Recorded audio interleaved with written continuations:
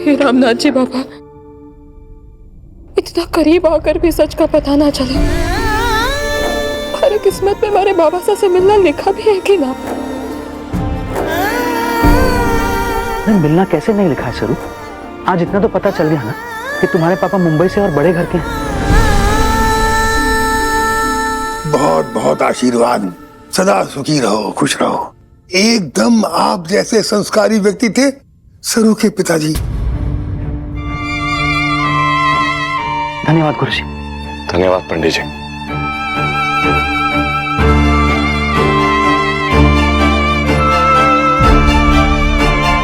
अरे रुको,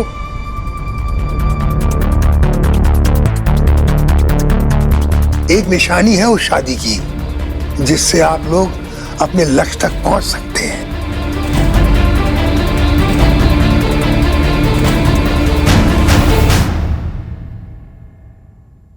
कामिनी कसम, अब हमें अपने लक्ष्य तक पहुंचने से कोई नहीं रोक सकता। चंद्रकांत और सरोजा के बारे में मैंने जो कुछ भी कहा उसे घुट्टी की तरह पीचा। अन्नपूर्णा को यकीन दिलाना होगा कि तू ही असली पोती है। तेरी हरकतें, उठना बैठना, तेरी आदत, उन दोनों की झलक दिखनी चाहिए। समझ में आया है ना? अरे चंदा चैंपियन से कोई गलती हो ही नहीं सकती, और जो हुई आपकी जुत्ती मेरा सच।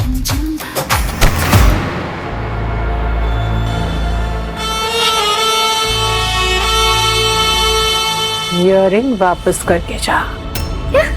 इयररिंग? इयररिंग? नानी आपकी इयररिंग?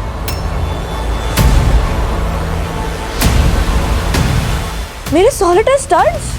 चंदा।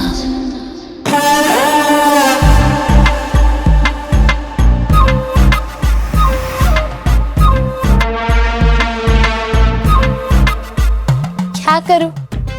ये तो चंदा स्टाइल है, हिडन टैलेंट। बिना बताए खुद ही हो जाता है।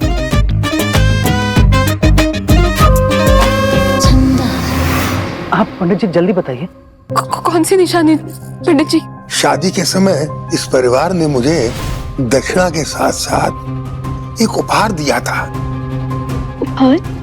उस उपहार के जरिए आप सरू के बाबा तक पहुंच सकते हैं। हाँ पंडित जी, क्या दिया था आपको? दक्षिणा के साथ जो उपहार मिला था उसमें क्या था? क्या दिया था? अरे वही जो विवाह में देते हैं। क्या दिया था? हाँ, वो उपहार में क्या मिला था? वो चीज जिससे पता लगेगा कि सरू के पिता कौन है, वो क्या है पंडित जी?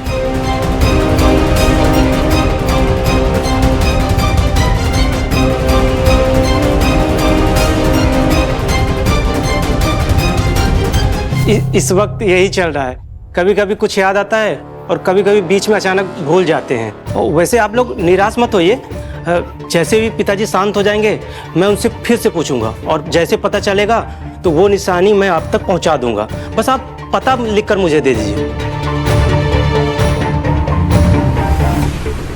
ये हमारे हॉस्टल का पता है। आपको जब भी कोई निशानी, जो भी उपहार है आपको मिले ना, आपको पता चले, हमारे को बता देना। जी जी बिल्कुल बिल्कुल। धन्यवाद, धन्यवाद पंडित जी।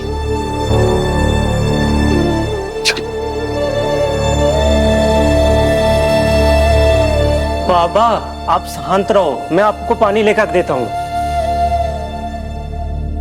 क्या था? कीमत पता है इस इयररिंग की?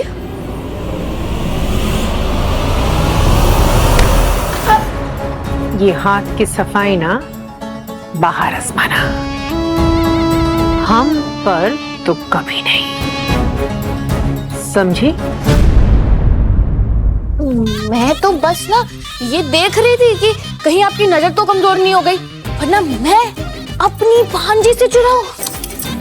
आप पाप चढ़ रहे हैं मुझे।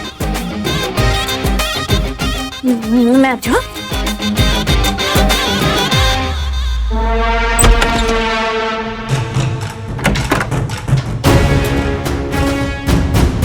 नानी, इस जोकर को लेकर आई हैं आप इस घर की पोती बनाने के लिए? कौन सा एंगल से लगती है पापा और उस सरोजा की बेटी? How stupid! कामिनी कसम, उसकी अकल कम है, इसलिए हमारे इशारे पे नाचेगी। सरू जैसी होशियार होती ना तो हमारे सर पे बैठ जाती। चंदा अलग है पर हमारे काम के लिए परफेक्ट है। I really hope आप जैसा सोच रहे हो वैसा ही हो। बस एक बार ये सारी प्रॉपर्टी हमारे नाम करवा दे, उसके बाद टाटा गुड बाय। फिर फाइनली सब कुछ मेरा होगा, और वेद भी, क्योंकि तारा आंटी तो इम्प्रेस हो ही रही है मुझसे। और बस अब सरोजा अपनी बेटी का नाम बता दे तो असली पोती का कांटा भी हम निकाल कर फेंक सके।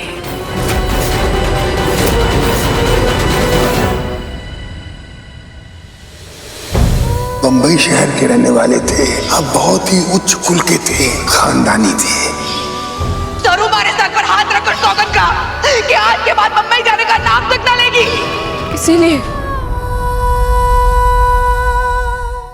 इसीलिए मायरी मुंबई का नाम लेते ही डर जाती थी।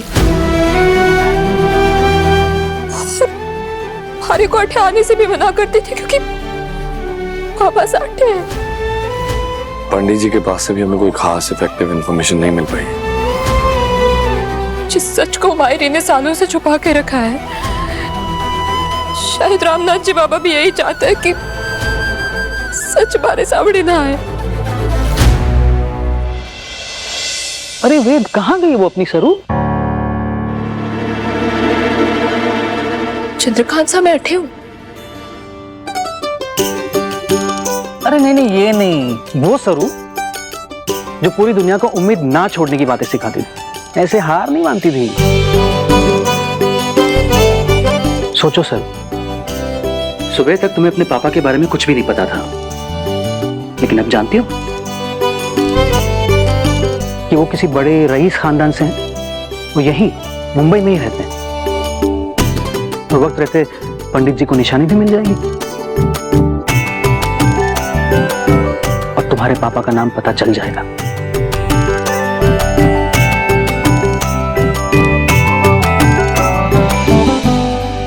खुद पे नहीं, तुम मेरे विश्वास पे विश्वास रखो, सब अच्छा होगा। चलो।